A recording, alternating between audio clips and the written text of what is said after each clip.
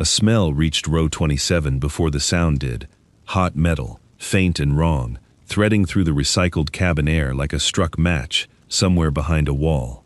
Why does the old man in 27B silently mouth engine numbers no one asked him to count, and why does his hand shake everywhere except near the window shade lever?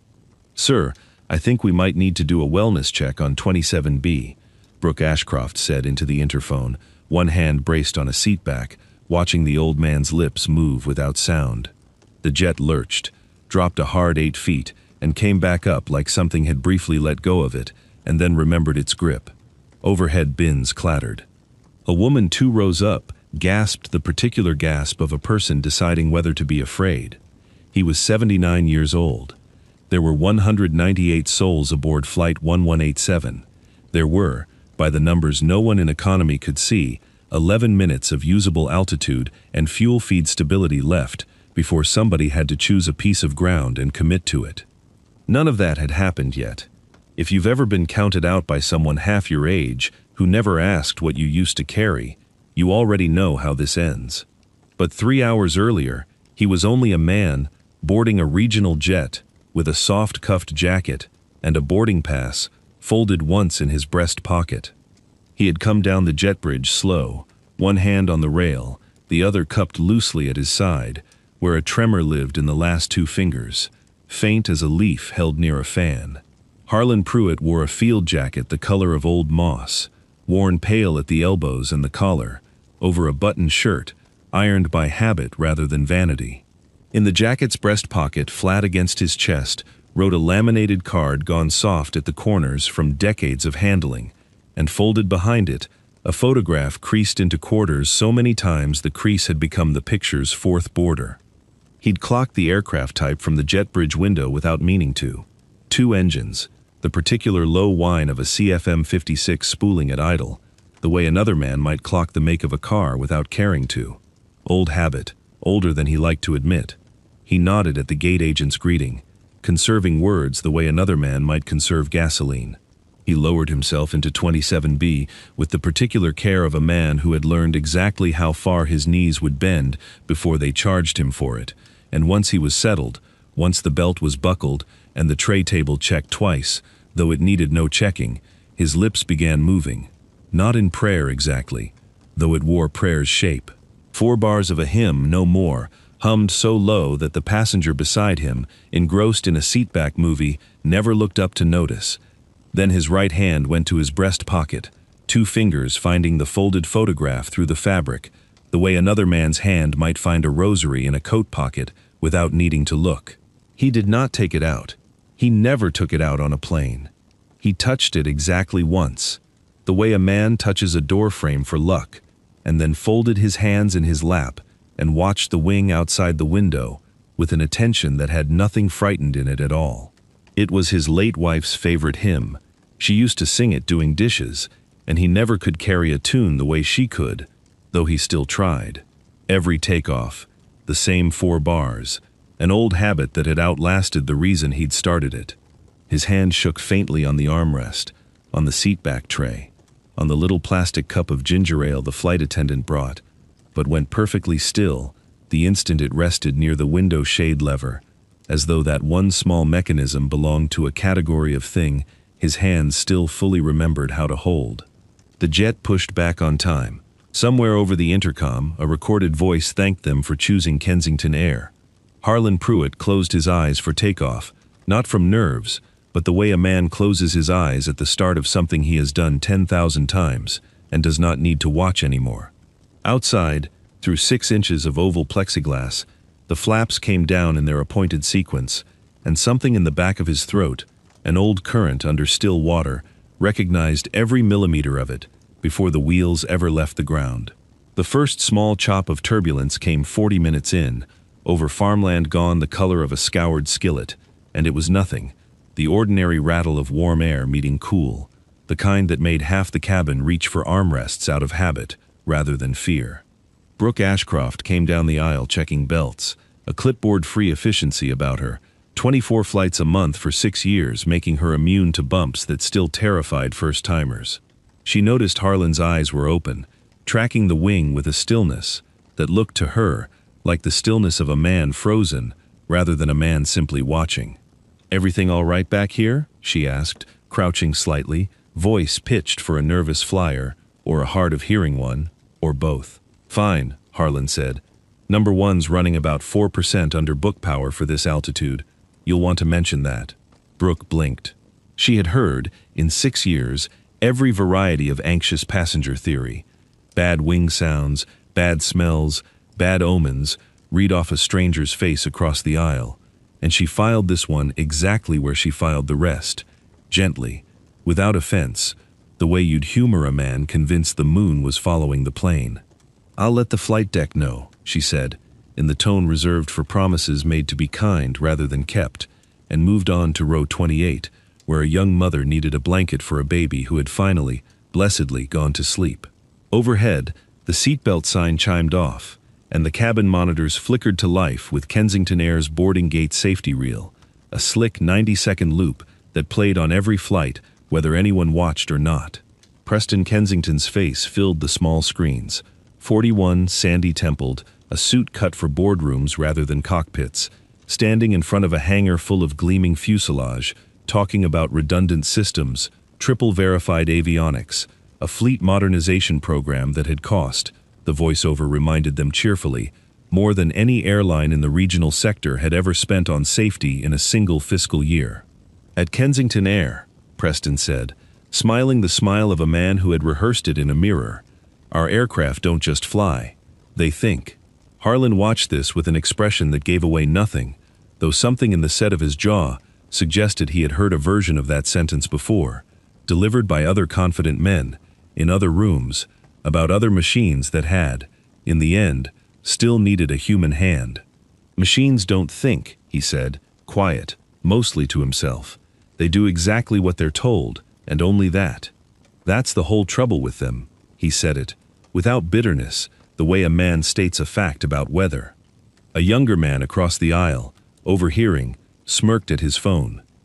Brooke, passing again with the drink cart, caught the tail end of it and softened her face into the particular sympathy reserved for the elderly and the confused, patting the air near Harlan's shoulder without quite touching it. "Don't you worry about a thing back here, sir. These birds practically fly themselves." She said it kindly. She meant it kindly. It landed on Harlan the way rain lands on a roof that has stood through worse, which is to say, it did not land at all. He only nodded, and turned his eyes back to the wing, where the sound he'd flagged 40 minutes ago had not gone away, had in fact deepened by 1 degree that no instrument in the cabin was built to register, though something behind his sternum was registering it just fine. He began, so quietly that no one nearby caught it, to count. It was not a mutter so much as a rhythm, 4 numbers repeated and adjusted, the way a man taps out a hymns meter without meaning to. He'd done this only twice before in the last decade, both times at his own kitchen table over the shortwave radio he kept in the garage, and both times he had gone very quiet afterward, the particular quiet of a man listening to something the rest of the room could not hear. He kept counting now, eyes fixed on the outboard engine nacelle, where a thread of vibration was running through the wing skin in a pattern he could have described in his sleep, because he had, in fact, once dreamed about exactly this sound for the better part of a year after it nearly killed him. Brooke came back through with the cart 40 minutes later, and this time Harlan raised his hand, small and steady, despite the tremor that lived in it everywhere else.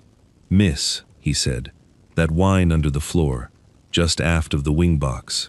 It's climbed pitch twice since you last walked by. I'd want the flight deck to log it before it climbs a 3rd time."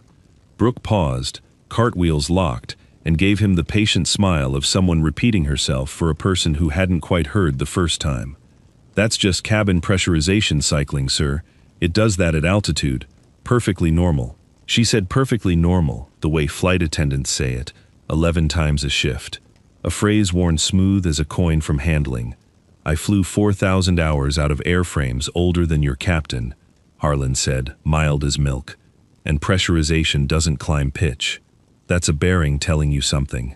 It should have landed differently. It did not."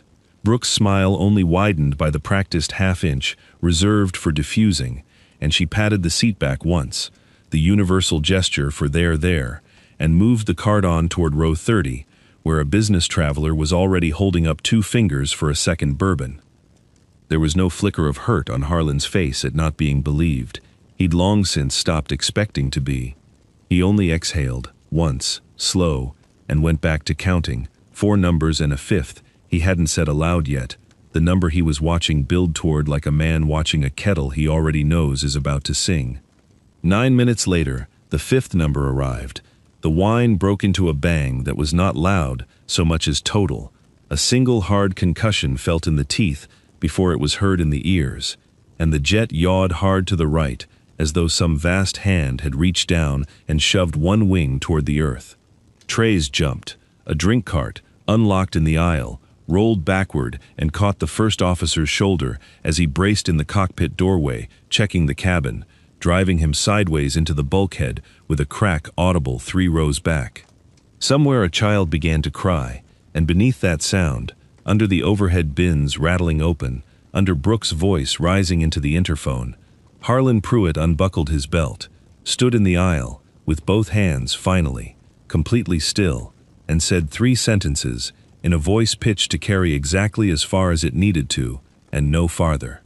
My call sign was Ironwood 6. 28 years, military and commercial, better than 11,000 hours. 4,000 of them in aircraft with less redundancy than this one has left running. I need to speak to your captain. Now, about Engine 1. Brooke stepped into the aisle to block him, mouth already shaping a regulation number, and it was Captain Levi Sinclair's voice, thin and startled through the cracked cockpit door, that stopped her cold. Did he say Pruitt? Did that man just say Pruitt?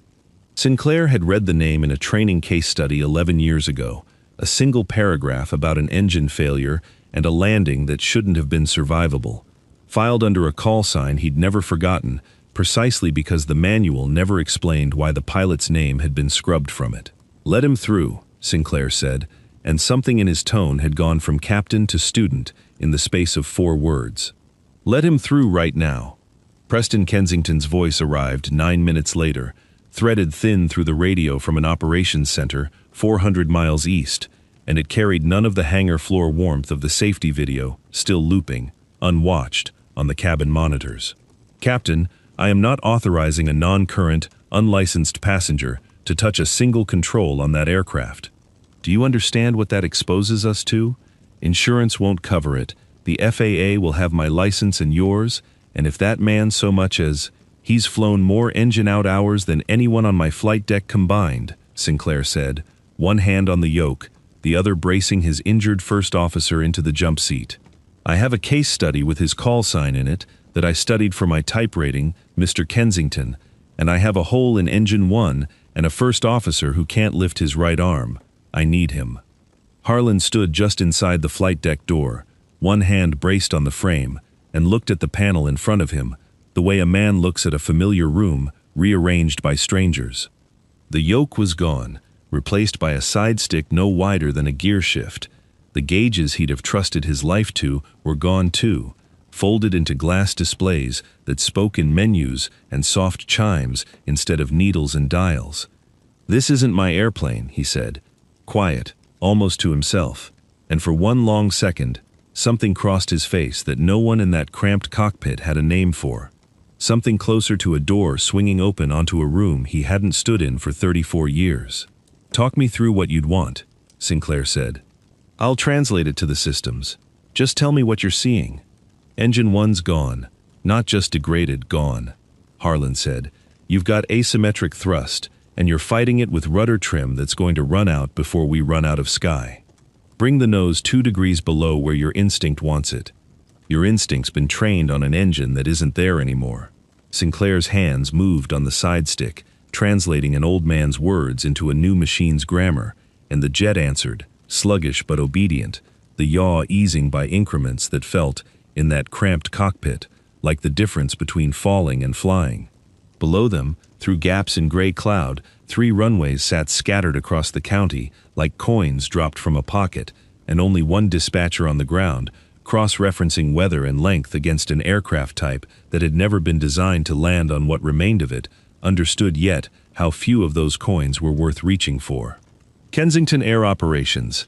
This is Meridian Dispatch. A woman's voice cut in, brisk with the particular calm of someone who has done this exact job during exactly this kind of hour before. I'm pulling the file now, Mr. Kensington, since you're asking about this pilot's currency. There's an old incident record under the call sign Ironwood 6, 34 years back. Flagged, sealed, cross-reference to a maintenance decision on a fleet order. I need someone to authorize me opening it, because the name on the closing signature is a pause, papers, a held breath transmitted somehow through the wire itself. It's yours, sir. It's a Kensington signature, your father's. The silence on the line ran 4 full seconds, which is a long time to say nothing at 11,000 feet, with one engine and a runway problem still unsolved. Open it, Preston Kensington said, and his voice had lost every trace of the hangar floor confidence it started with. Read it to me. Now. What the dispatcher read, in the flat, unhurried cadence people use when they are frightened of their own words, was this.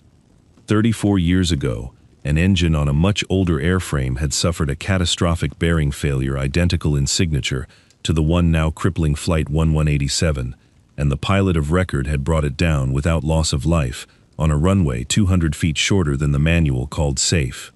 The closing report, signed by a vice president of operations named Kensington, blamed pilot error for the near catastrophe and made no mention that the same pilot's early warnings, filed in writing 6 weeks before the flight, had been overruled by that same vice president to save the cost of a fleet-wide bearing inspection.